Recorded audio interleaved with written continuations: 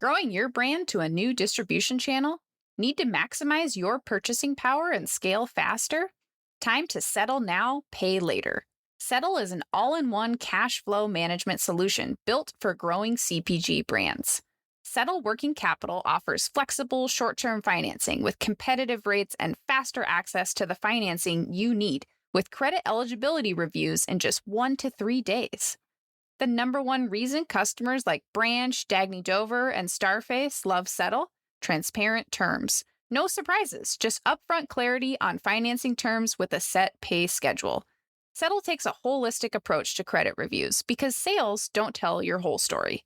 Also, it's non-dilutive capital. You built your brand, you keep ownership. Ready to scale to what's next? Get started for free at settle.com/startupcpg. That's settle, settle.com/startupcpg.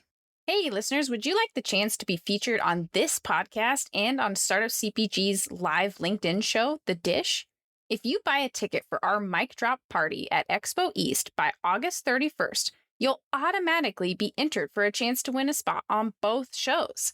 The Dish is our conversational LinkedIn live show hosted by Jenna Mobsovitz, and I'll join as well for a special episode that'll be featured on this podcast across all podcast players.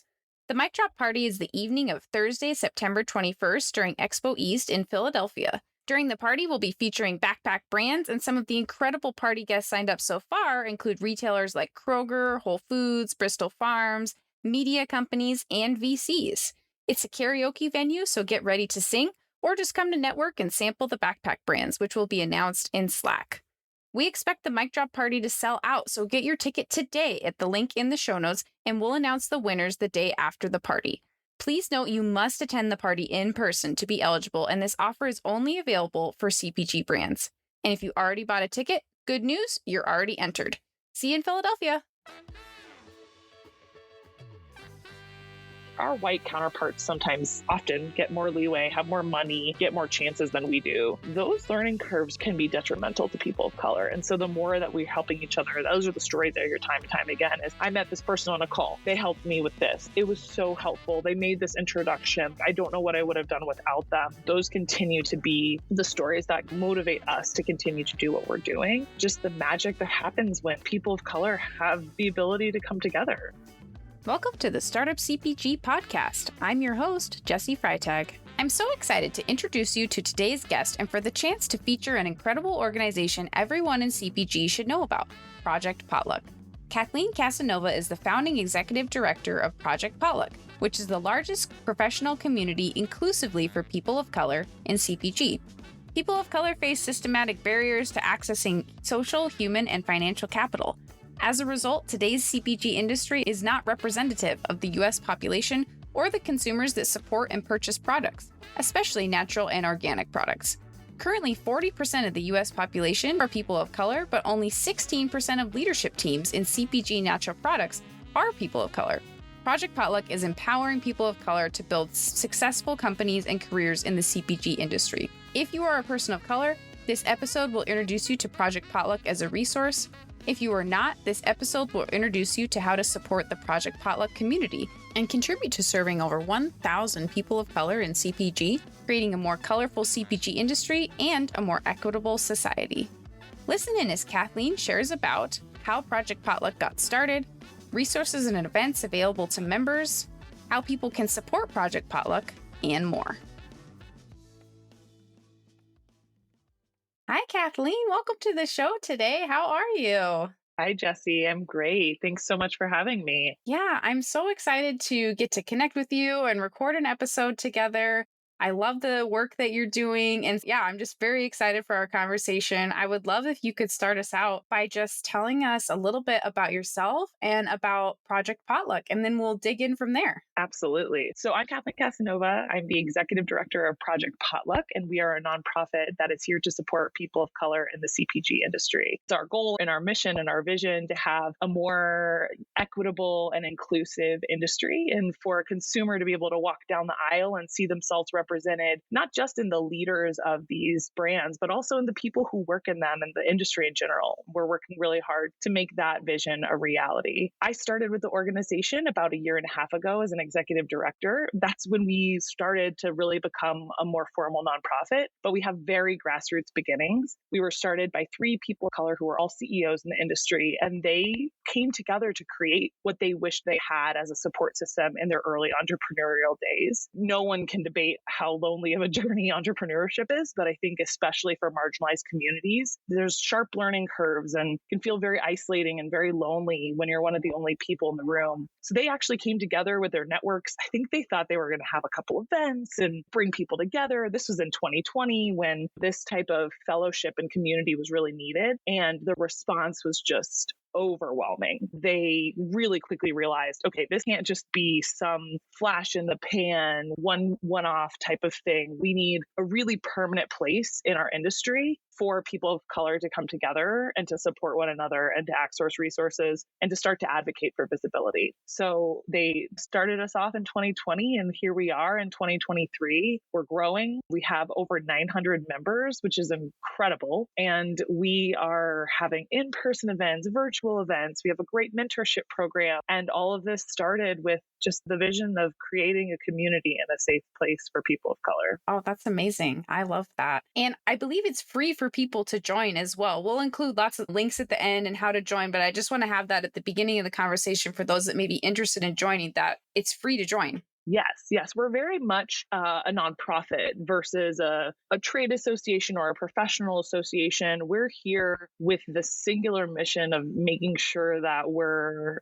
helping people overcome barriers. So we don't want to create another barrier in having a membership fee. So it's free to join. And the very basis of everything we do is that there's connection and magic when we bring people of color together to share and to help one another. And you have immediate access to that when you become a member. You can connect with our incredible community and begin to really hopefully feel less alone. Yeah. Oh, that's awesome. And can you tell us a little bit about what it looked like early days too? Because you mentioned some of the 3 founders. I think that within there's a dozen cousins and Mason Dixie and Beanfields. And what that looked like in the beginning. You mentioned some like early days events, and Startup CPG the Slack was born out of the pandemic isolation time. So I'm curious about Project Potluck getting started during the similar time in the pandemic of doing online events and what that kind of looked like early days and how that's informed the community now.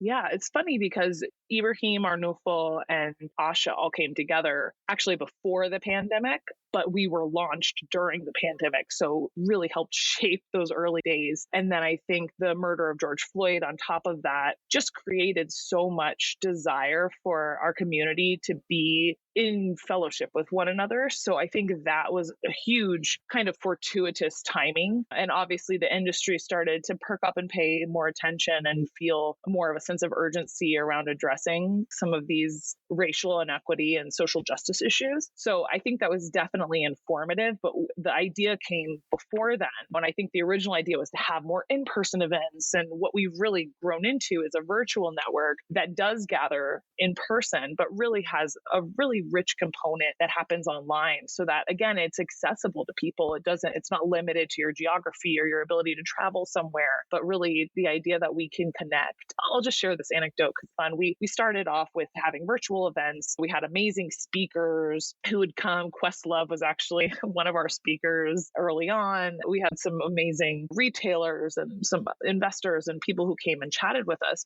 And those were really rich conversations. But actually, the magic was happening in the breakout rooms. And this is when Zoom was just starting breakout rooms. I think we were some of the first people to utilize those. But people would just come alive after these conversations, not even in relation to what they just heard, but just to be like, oh my God, I'm in a room. I'm not the only person of color. I can let my guard down. I'm not code switching. I can share about my experience. I can ask for help. I can make friends. And that is the magic that we're constantly trying to capture and recreate, is those early day breakout rooms when people were just so hungry for connection and honestly to share what they were going through and to find solidarity in the industry. And it's pretty magical to be facilitating events, whether they're virtual or in person, where people walk into a room and the majority of the people, if not all of the people, are people of color. It's not the most colorful industry. We're very much underrepresented. And at trade shows and in meetings and things like that, you walk in and you pretty much expect to be one of a few,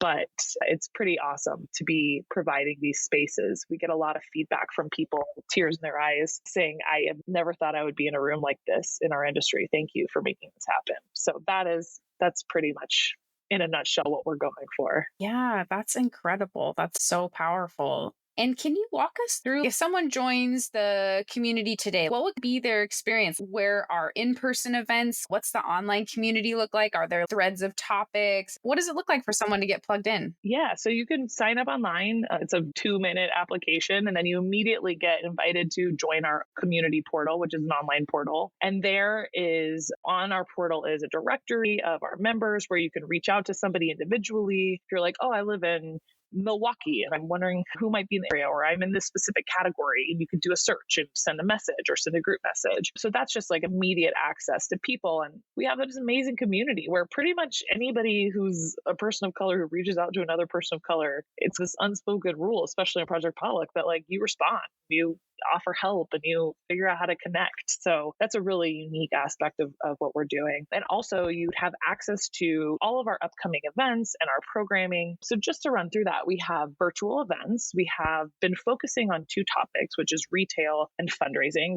They're called the Real Talk series, where we're really just trying to demystify these very complicated barriers to entry into the industry. So getting into retail and getting funded. So we have people come and speak very candidly about how to get into their stores if they're retailers, or how to work with them if they're investors. We usually structure our online conversations with 30 minutes of education and 30 minutes of access. So you have a breakout room where you're maybe one of a few people and an investor, and you can ask them questions, introduce yourself, really learn as much as you can, which is very different than sitting through a PowerPoint presentation virtually. So those are our online events. We also have in-person events. We had a really successful networking luncheon at Expo West this year. Next year, we're hoping to do it at West and East. And that was a time where the room was pretty much majority of our members, but we also invited allies who we vetted and curated, who were there for very specific reasons to help. It's not your typical networking event. You're not shaking hands and passing out business cards and then moving on. People were really encouraged to ask for what they need, to offer help when they could.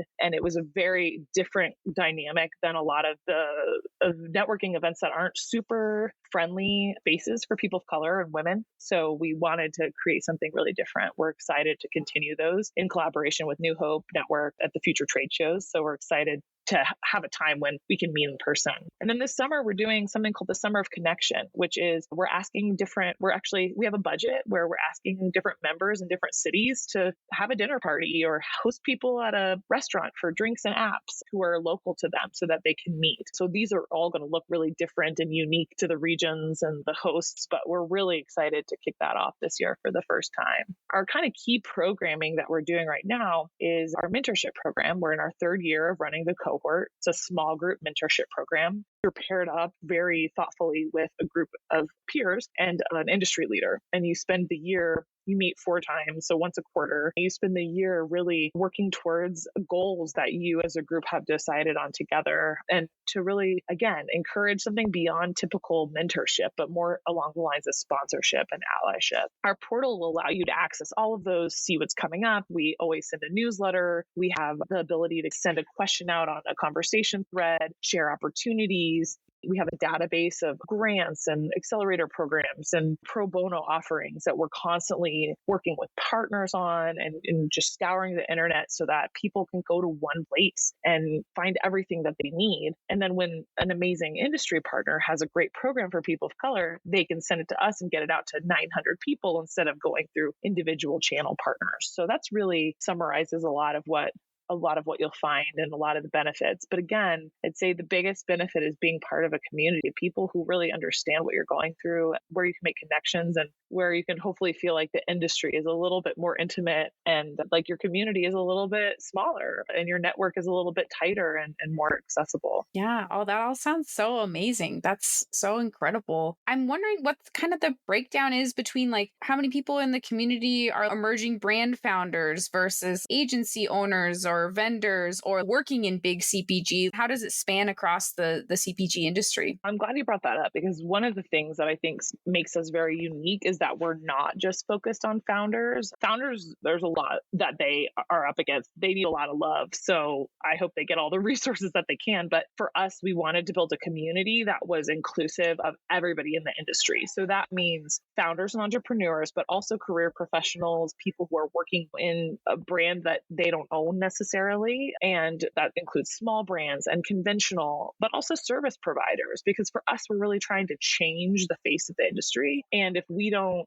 have, first of all, if we support these amazing founders of color and they grow these amazing businesses, we know that people of color are more likely to hire other people of color. So we need to make sure that the workforce is being grown in conjunction with these future founders and leaders. And also, if we want the industry to be more inclusive, that means fundraising needs to change. It means hiring needs to change. It means all of these aspects that hit on service providers and professionals needs to be addressed in conjunction with the founder piece. So that's really important to us to have that inclusive of a community. I'd say right now, a lot of our community is founders because that's who the network is that started in the grassroots way from our board members who are all CEOs and they know other founders as well. But it's really become a great mix of all of those kind of categories that you just mentioned. And that's a really important aspect of the community for us as well. Yeah, I love that. It's across kind of the whole ecosystem of CPG. So there's opportunities for so many people in the different pieces of CPG to get involved. And especially the fundraising piece that you mentioned. I think that's so huge. Fundraising is, from the little bit of time I spent in that area, learning about how likely it is for people to invest in people that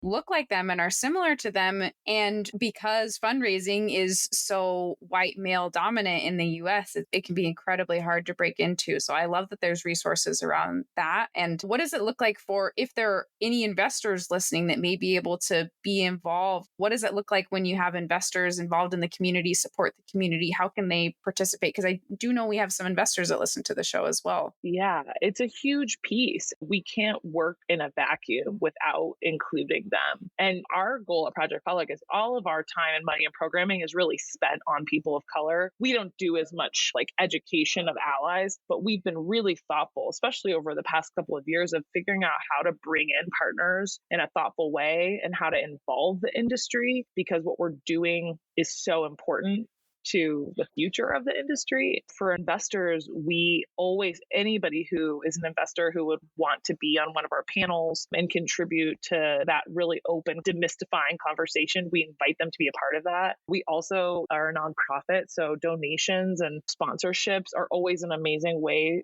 to really demonstrate your commitment to this and your support of this community. And of course, that then goes into building a really robust pool of future companies that you can invest in. And we also know that investors aren't just interested in founders. They're very interested in the companies that are in their portfolios. And so we really work with them in all different ways to address those needs. One thing I forgot to mention is that we have a jobs board. It'll be launched on our new website, which is going to be launched in the next couple of weeks. But that's another great place to be posting open positions. We also include open positions on our portal and our newsletter, but that's a great place to be really, again, attracting like-minded individuals who are committed to DEI in the same way that you are. So that's another opportunity of how to get tapped in and how to get involved. Yeah, no, that's really awesome. Are there other ways that listeners that are white that maybe want to support the mission and amplify? Are there other ways? The donations I think that piece is huge. And looking on the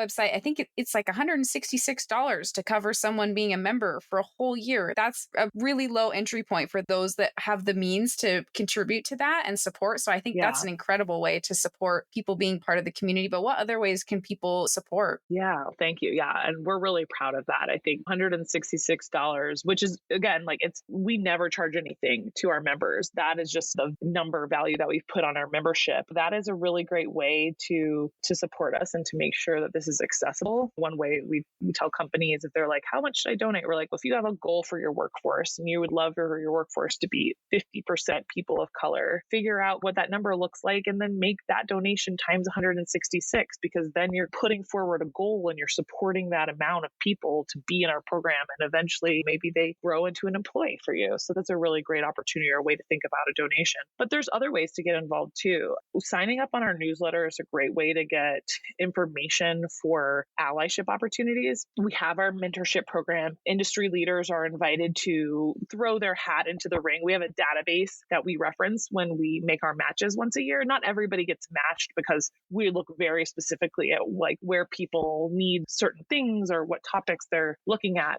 But that's always a good way to let us know that you're interested. We use that to share about other opportunities, including our events. Most of our events are members only. We sometimes invite allies. And when we do, we curate that list. It's very invite only. And so that's a great way to get on our radar. And we're really hoping to have more one-off opportunities to support people of color in some of their needs. And so all of that will be communicated to our allies. But it's a really great way to start to get involved. And again, we also love working with corporations who have employee resource groups or other kind of commitments to DEI and figure out how we can very organically and authentically connect what we're doing with one another so that we can have some synergies in kind of projects that they're pursuing in those areas. So there's a lot of ways to get involved. A great place is to start and make sure that you're keeping up to date on all of our news and our releases, both on our LinkedIn and on our newsletter. Yeah. Oh, that's awesome. That's very helpful. And yeah, I'm just thinking about how helpful it would be to even add a link to an employee handbook, or if you're a small team and you're growing and you're looking to provide resources to your employees as you grow. Yes. Or if you want to access the resources as a founder yourself, but having a group like this that employees can see and join if applicable to them, I'm thinking that'd be a really great resource to be able to just have people to join a really awesome community. Yes. And I think it's so interesting that you brought that up, because for me, I used to work in recruiting for emerging CPG brands, and so many brands are interested in having a more diverse workforce. They're also small. They don't have a ton of resources to support that shift in their workforce. And so what is cool about Project Potluck is we are actually a resource for companies who want to enrich their employees' experience. So a small brand probably doesn't have the ability to have an employee resource group or a mentorship program specifically for people of color. And sometimes these people are working virtually, or they're one of only a few people of color in the company in general. If they want any shot at that person having a really fulfilling experience, not feeling isolated, having support, feeling like they have support and growth for themselves professionally, this is a great way for them to leverage a free resource. And so anytime a person of color on your team either joins or already exists, it's a great opportunity for employers to share with them, hey, do you know about Project Potluck? I want to make sure you're plugged into this. This is something that you can spend, if you need to spend an hour at work connecting with somebody or your mentor, that's a great use of your time. We know that people who are mentored, people who have communities, they're better employees. They stay longer. They're more likely to get promoted. They're higher producers individually. All of this is just, it's important in the virtual world too. It's really critical for people to have that support, and we provide it at no cost. So we're proud of that. Are you a founder or critical operator spending too much time on bookkeeping, expense classification, and tweaking your financial model when you should be spending your time on customers and growth? Cue Graphite. They are a full finance department as a service for early stage and growing CPG startups. Think of having a CFO, controller, and bookkeeper, but for the fraction of the cost of hiring even one internal team member. That's Graphite. The truth is that most CPG founders fail due to a lack of understanding of their unit economics, aka a lack of proper accounting and finance. To download their free financial model template, free chart of accounts template, and other resources, go to graphitefinancial.com/CPG. Graphite is also offering a special discount just for our listeners of 8% off their accounting and forecasting services. Head to graphitefinancial.com/CPG to claim your discount. That's graphite, GRAPHITE, financial.com/CPG.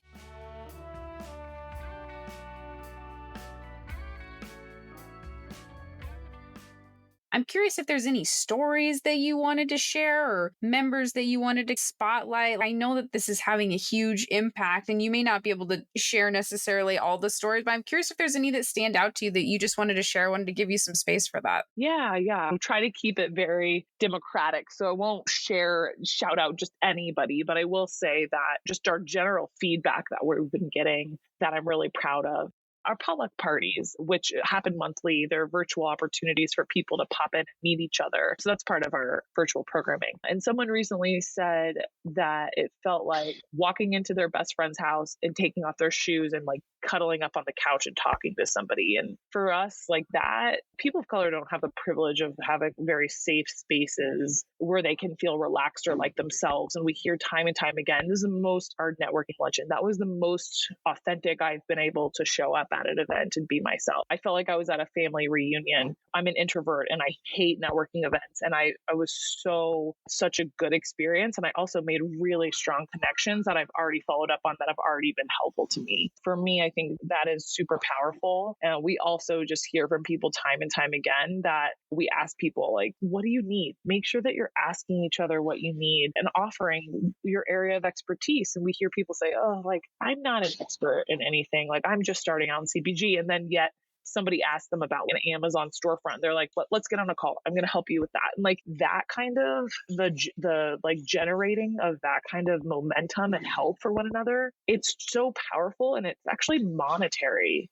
You can put a monetary value on it because these kinds of learning curves that people go through, and if you like are on your own and you mess up on that learning curve, it's sharp and it's really expensive. Our white counterparts sometimes often get more leeway, have more money, get more chances than we do. Those learning curves can be detrimental to people of color. And so the more that we're helping each other, those are the stories that I hear time and time again is I met this person on a call. They helped me with this. It was so helpful. They made this introduction. I don't know what I would have done without them. Those continue to be the stories that motivate us to continue to do what we're doing and make us feel really good about, again, just the magic that happens when people of color have the ability to come together. Yeah. Oh, that's incredible. I love the encouragement of the learning. I think for so many people, you often feel like you're not an expert in anything, like you said. And so encouraging that, because to be able to, it's like you need to know like 10% more than someone to teach them something. So to be able to foster within the community, to learn from someone that you can have your guard down with and also feel safe learning from where you may not feel safe in other spaces. That's incredible. We're really proud of that. And we really encourage everyone to say, what can I help with? And what do I need help with? And I don't think that a lot of people are encouraged to ask those questions or to answer those questions, especially people of color, to ask for help, say, this is what I'm working on. I need help. Who can help me? And I think the more we practice that, the more effortless that becomes. And again, so much becomes unlocked in those conversations. Yeah. Oh, that's awesome. It sounds like a new website is coming out, which may be out by the time we publish it. Would be awesome. What's coming down the pathway as well? It sounds like maybe some more events at expos, but tell us about what's coming up and what you're excited about that's going to be coming out, new resources. Our big goal is, I think we're doing a lot of really incredible programming and work, and the framework for the organization and our community is really locked in. Our work isn't done until every person of color knows that they're invited to be part of Potluck. Maybe they don't want to be a part of it, but at least they know that there's a space for them and it's free. So we really want to grow our membership. We're hoping to be at 1,500 by the middle of next year, which I think is just incredible. We're the largest network of people of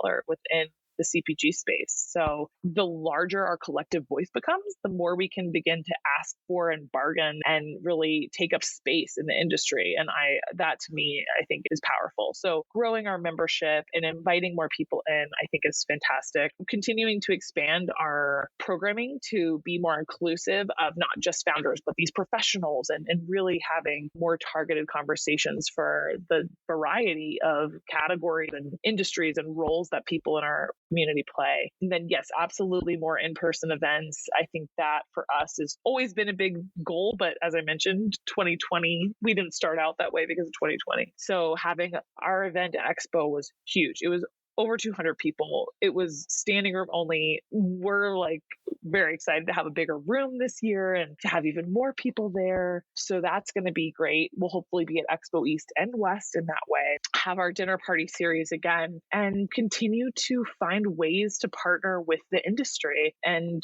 corporations, brands, service providers who are passionate about this as well, and figuring out how we can collectively work together. We're hosting our first, it's an invite-only conversation for corporations that are passionate about these topics. It's a roundtable kind of discussion. It was a panel and then a kind of a roundtable breakout room discussion. And we really want to continue to bring retailers in, funders in, who are all scratching their heads about the same issues that we're passionate about resolving, and really bring together a coalition of the industry's most passionate partners. And that's a big thing for us to be doing this year as well. We have really been laser beam focused on our members and not trying to spread our resources and our time and attention other places. But we realize that, again, we have to have these parallel tracks. We can't be working in a vacuum because the industry needs to change as we develop these future leaders. And so that's really important to us. Amazing. Was there anything else that you wanted to share about before we go into sharing some specific links and ways to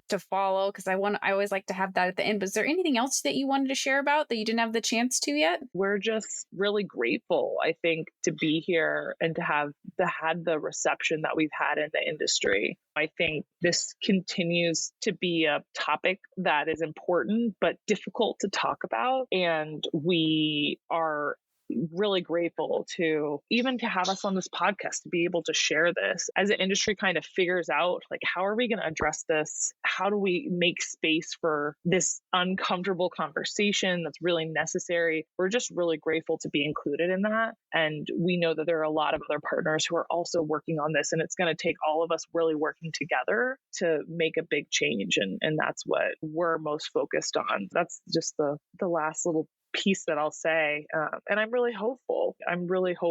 And I think that bringing diversity into the industry is going to make it such a stronger place. We have so many issues that face food and our food systems. We have climate, we have health disparities, we have we have all of these issues that are connected to food and distribution, and CPG is at the real center of that. And I think bringing diversity into the workforce and onto the shelf is actually a solution for some of the innovation that needs to happen in order for us to compete and to continue to thrive. So for me, this is the future. This is definitely one of the most necessary things that we can do as an industry. And we're grateful for anyone who's willing to have that conversation with us, because we know it's complicated and there's not one easy answer. Yeah. Oh, that's great. I'm so grateful that you spent time with us on the show to share more, and that our listeners can hopefully get involved. And I'm excited just for the future of the industry that this can shape, and the change that can be made through the work that you're doing and the members of your community. So I'm just really excited.